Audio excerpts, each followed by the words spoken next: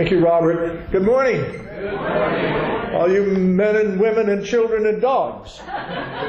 We're all welcome. We're all welcome. This beautiful service. Yeah, it's interesting that, well, it's not interesting because it is organized. Our inspirational readings today are about love and life. And that's what our speaker is about. And in the near-death community group, she's called the Love Lady, referred to affectionately, because she has written and published, I have her book here, Revelations of Profound Love, New Insights into the Power of Love from Near-Death Experiences. And this comes out of her doctoral dissertation. Ann's career was a little bit, a little bit like mine. She spent a long time in Washington, D.C., got her master's at George Washington University in the same department that I worked in for nearly 20 years, electrical engineering and computer science. And then she had a career in the Navy as a computer specialist and managed large computer installations. I did space stuff. And then we both sort of we definitely wanted to go into more inspirational and love and life kinds of decisions. And she got her doctoral out at St. Sophia, and I'm finishing mine at Sophia University. They're different schools. Mine's in California, hers is in Tulsa, Oklahoma, or in Oklahoma. So she has been a chaplain, a hospice chaplain and chaplain like our Dick Dingus. And she's had a wonderful career and now speaks on love and writes on love and will talk to us about love. And with that, and it's not so important here in Europe. If I were to introduce her, there's a hierarchy. You know, you start off with doctor, and then reverend comes before doctor. But they believe that once you become a professor, you leave the reverend. So it's doctor, reverend, professor, and then academician if you're not up. So I will introduce her properly as the Reverend Dr. Ann Ellis. Thank you, Neil. Hello, everyone. Hello. I'm going to talk less about love and more about something else today. Yesterday I talked about love, and we had a workshop claiming your profound love, how to eliminate blocks from your heart so that you could open it. Also, your music I could feel my heart crack open. I love that feeling. Thank you. So this is about, do you believe that we are eternal beings? And what does it mean? What are the ramifications of that belief?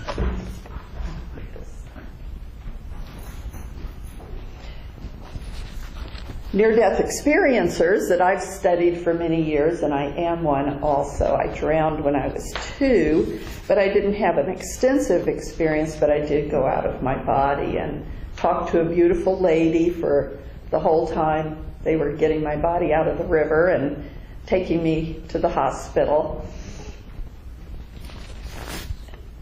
So in my second career, I studied near-death experiences and wanted to learn more about them. And it wasn't until 6 years ago that I found out that I drowned. So I didn't even know why I was so compelled to learn about near-death experiences, but I had to know. And of course, once you accept near-death experiences, you accept that life goes on, that there is no death. I mean, I've heard thousands of stories of people talking about at the point of their body's death, their spirit just sits up or rises up and keeps going. Sometimes it stops a little bit at the ceiling. Sometimes it goes into a tunnel before it goes into the light. Sometimes as soon as you're out of your body, you're just in the light. A lot of variability, but a lot of the same themes. The bottom line is we're eternal. We don't die when our body dies. So, what does this lead us to have to consider about ourselves if we're eternal souls? Well, we hear we're created in the image and likeness of God, but what does that mean? I've come to believe for myself it has nothing to do with our physical appearance. It has to do with our soul that is within us and the love that we are. God is love, and I believe that we are created as love as well. But who am I? I think I'm more than just what's being expressed in this one lifetime. I feel so much bigger and grander than the person that I am. Now, I go by Ann Ellis in this lifetime. I've gone by a few other names too, but that's what I go by right now. But when I think about who I am, I don't feel like I'm Ann. I feel like I'm the soul. I'm a soul that's here as Ann in this lifetime. So now I say I'm just occupying Ann. You know, I love her, I appreciate her, and I know she's doing the best she can. And God bless her, you know. She's not perfect, and maybe my soul isn't perfect. I don't know the answer to that, but I believe that I'm here to learn many things, not just to learn how to be a better person. And recently, I was reading a book and it said, just meditate on your soul. You can ask your soul any questions you want. So I just meditated on to contact my eternal soul, wherever it is. See, I think it's bigger than just in my body. I think maybe part of it is still over there. I don't really know that, my higher self. But my soul is so much more connected to that side, to the rest of the invisible world, than my body is able to receive.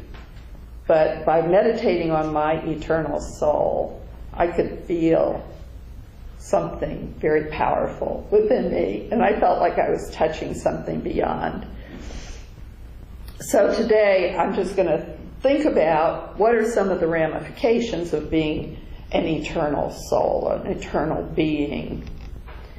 And one of the things that's hard about contemplating being eternal is grasping that means there's no beginning and there's no end. You know, it's one thing to accept there's no end, but there's no beginning. I mean, part of my concept is that God created all these souls out of God's self. God created everything out of God's self, and that the souls come into being in these nebulas out in the universe, maybe. But that souls would have a beginning that way, but maybe God had no beginning. Maybe there, you know, it's the definition of time on that side. There is no time, so if there's no time, then by definition there's no beginning or end. You know, I was a mathematician in my first lifetime, and so I like logic. And this defies logic. You cannot understand it while we're here. Now when we go over there, we will. I've had a few brief flashes in my life of what eternity means. And I like to tell this story about my father taking me out in the front yard when I was a little kid. And we looked up at the stars, and there were a lot of stars out. Of course, that was before there were all these lights that make it hard to see the stars. And he said, you know, those stars are not really close, They might look like they're close, but they're really these giant suns, and they're very far away. And something happened in me when he said that, and I don't really know what it was, but it felt like my soul went out, or some part of me went out, and it reached all the way to the stars. It went out there to the stars, and it made it, and then it came back. So that was my introduction to infinity, and a very long distance approaching infinity. And when I was studying mathematics, I loved the tangent curve, which goes to infinity at 90 degrees and then returns from minus infinity. You know, I thought, hey, math grasps infinity. It knows infinity is a real thing, just like I know it is. God said to Jeremiah, "Before I formed you in the womb, I knew you."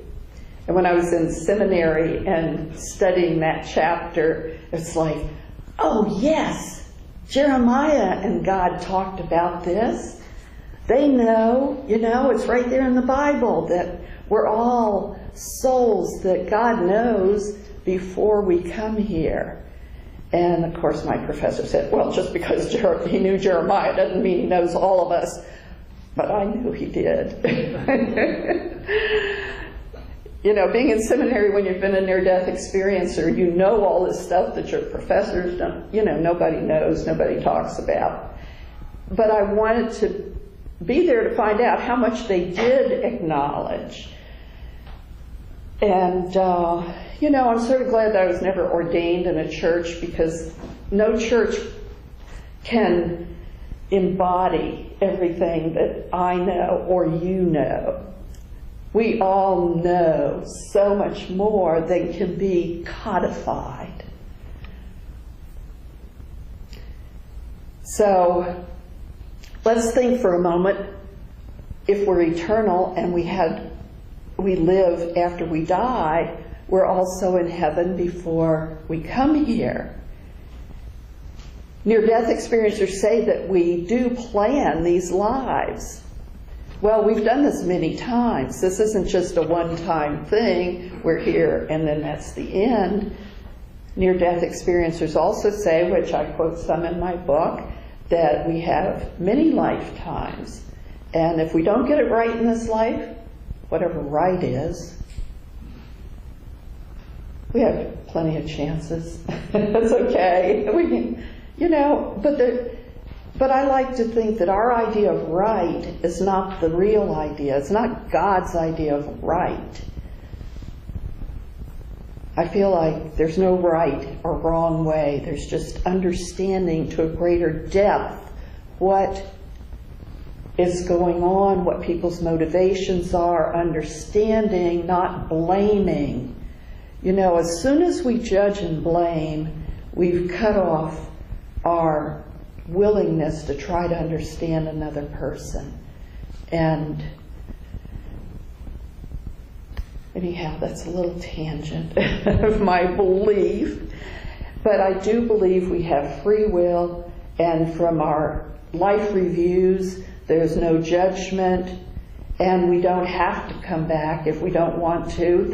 We have free will for that too. I don't know how many of you are familiar, Neil knows this book, Rob Schwartz's book, Your Soul's Plan. He interviewed some people that had had very difficult lifetimes in this lifetime, and reviewed with them their soul's planning session before they came here. Why did they choose such difficult challenges?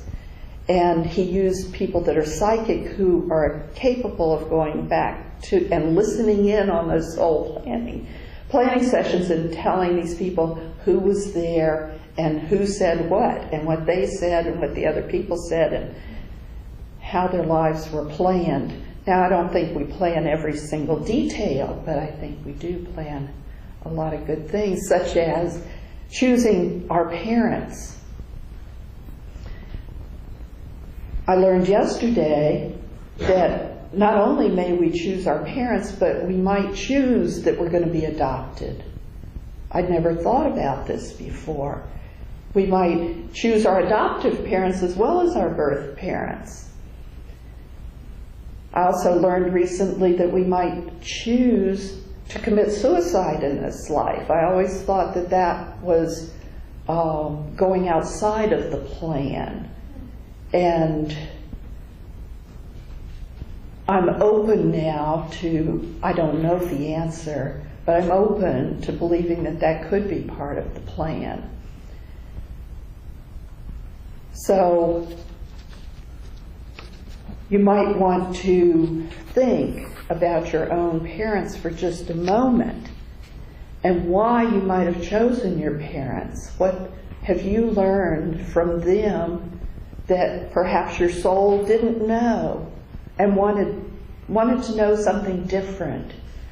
And it's not always better. See, I always thought, well, we're working our way up and we're getting better and better all the time, and we're, and our lives, therefore, should be better. Well, I don't believe that now. I believe that our lives, the better we get, or the more knowledge of our souls are, the more difficult lives we choose, perhaps.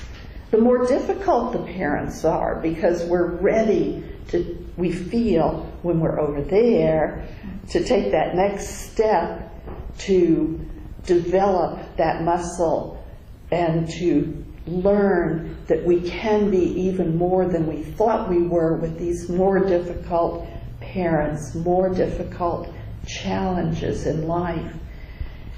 In your soul's plan, Rob Schwartz shares one of the people that he interviewed was a man who chose to come into this life as a gay man. And he also chose to have a father who refused to ever accept him. Which, hopefully, times are changing, but, this was a few years ago, and it was even harder then than it might be now.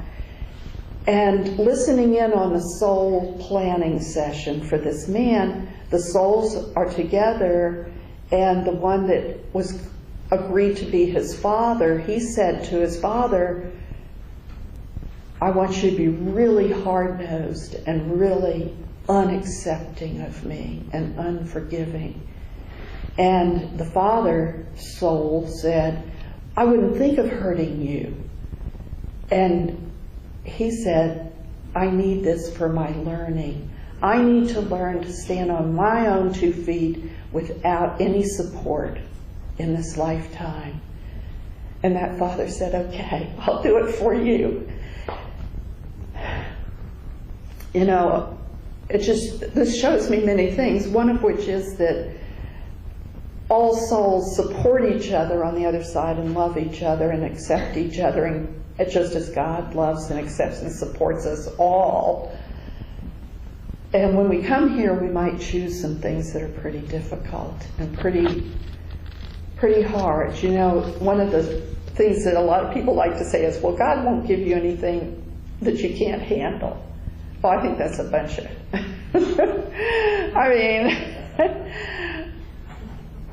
wrong. I think it's wrong.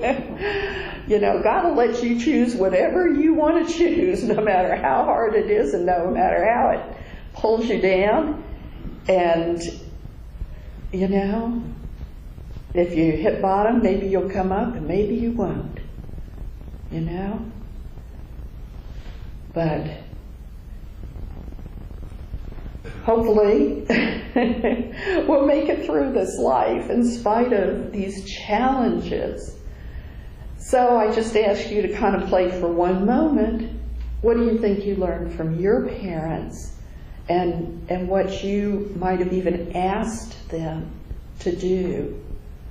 Did it make you stronger? Did it give you knowledge, understanding? Did it give you something of value? Sometimes we have to think a while about that. And did you plan your love life? You know, your soulmate? Is there really a soulmate, or are there multiple? I'm not an expert on soulmates, but I'm interested in the subject, and I haven't heard near-death experiencers talk about soulmates as such. But they do talk about a soul group that they meet when they return, and it seems like there's a group of souls that incarnates in different relationships. One time it's father and child, another time it's spouses. You know, one time you're the male and one time you're the female, and it's, you know, all different arrangements with one another. So I like to use the British use of the word mate, which means a person in your crowd that you pal around with. I've heard them say mate recently, and I like that. So I think our soulmates might be one of the people that we're closest to. In this lifetime, I was closer to my father than I've ever been to anybody else. So I don't know if he was a soulmate or what, but he died when I was 8. And anyhow, that was a big loss for me. And then my mother was very determined to raise us and give us the opportunities that she could, but she had to be both father and mother and breadwinner and everything. So she didn't have a lot of time or energy left over for heart connections. And I spent the second half of my growing up years after my father died thinking there was nobody that loved me. So then I got a dog, you know.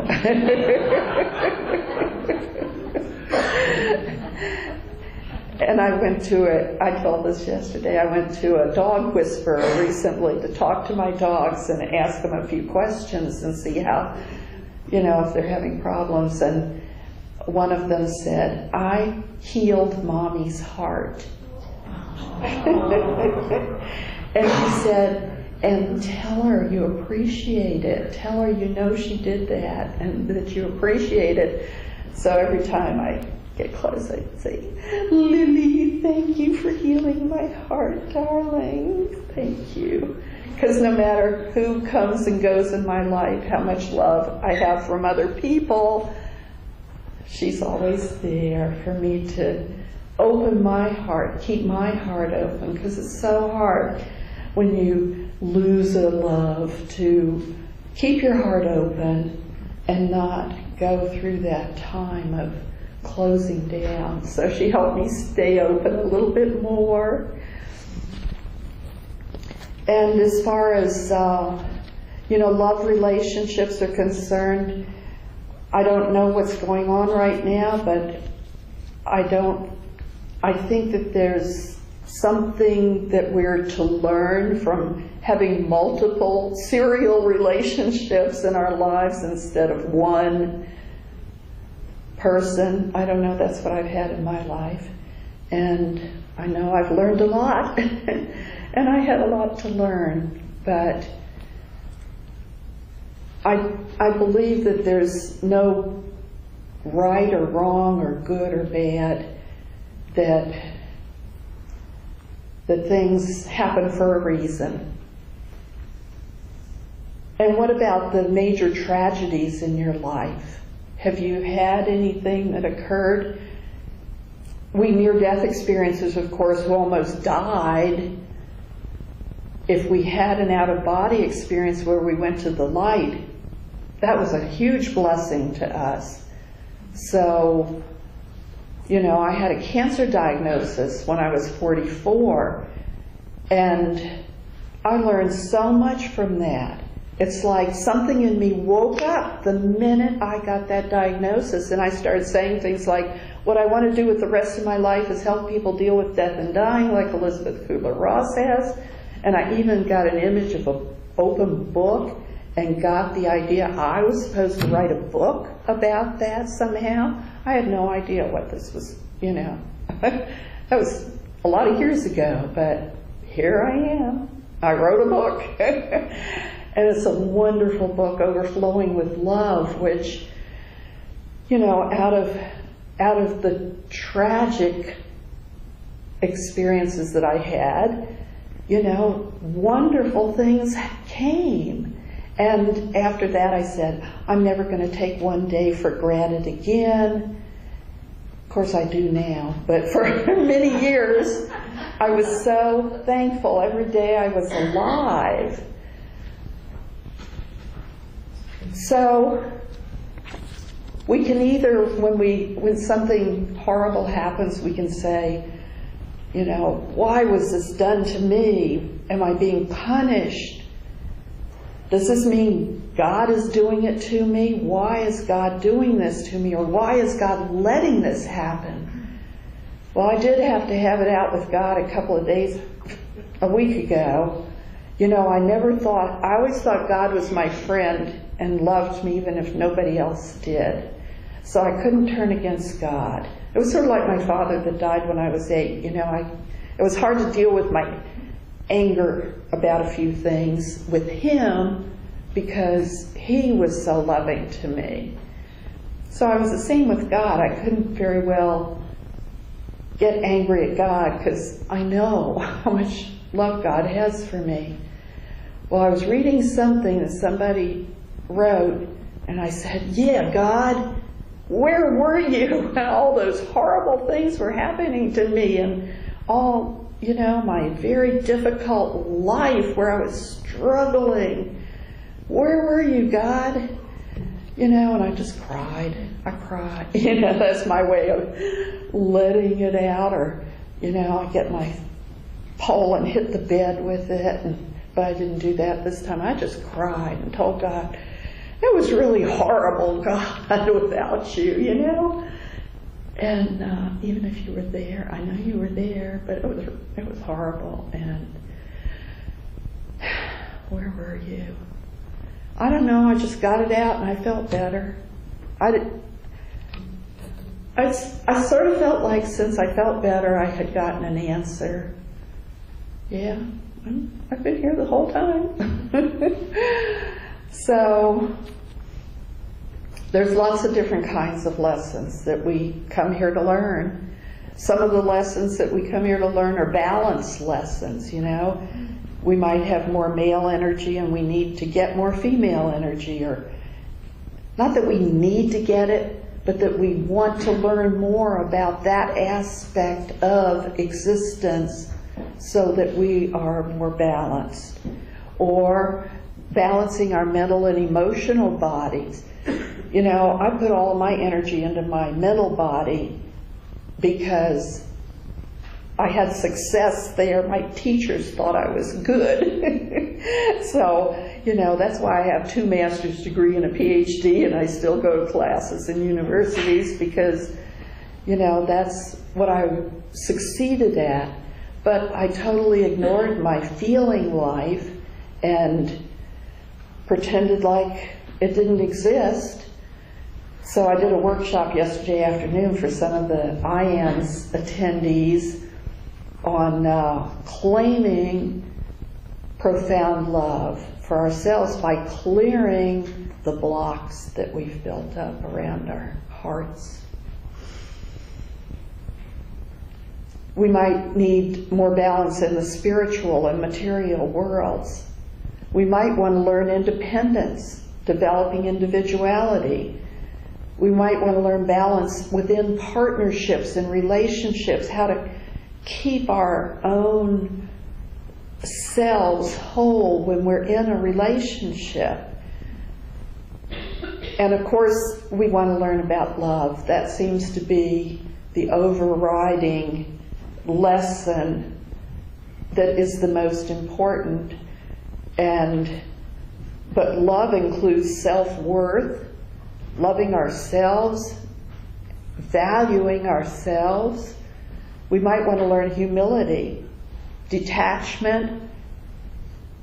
Some people want to have a lifetime where they're very much alone so that they have to go inward more and they have more opportunities to go inward.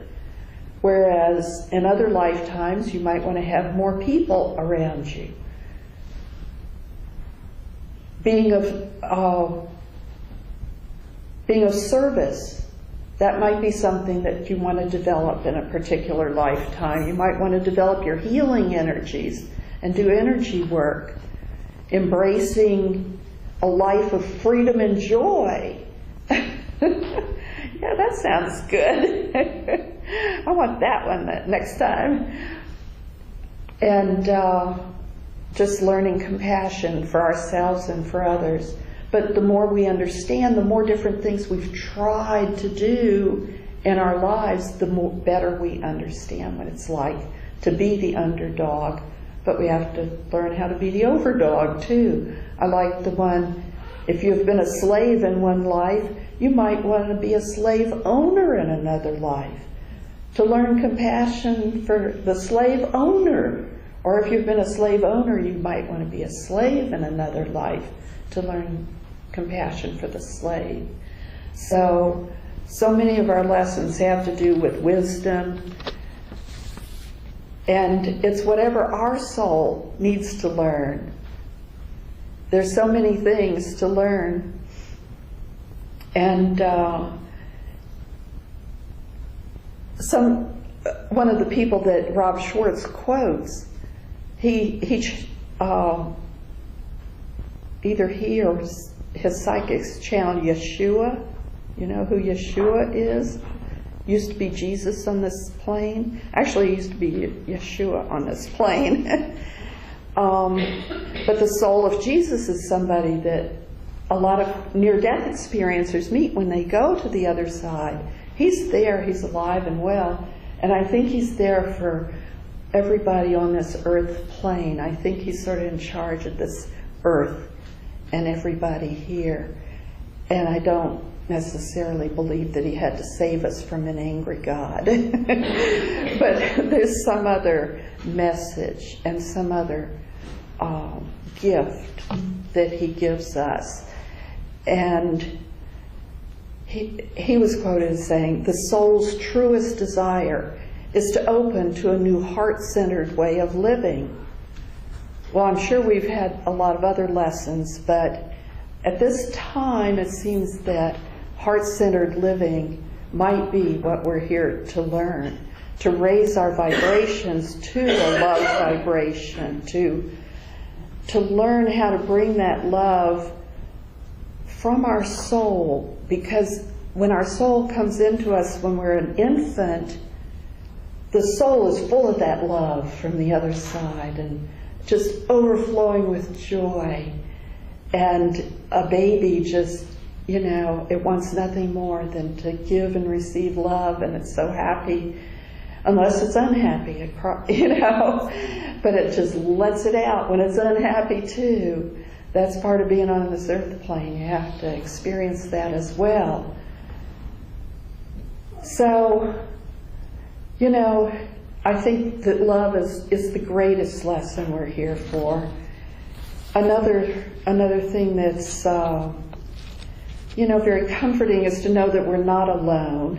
How many minutes do I have? I'm down to, okay, I missed the 5-minute mark and I forgot to look and see when I started. Okay, that's fine. I'm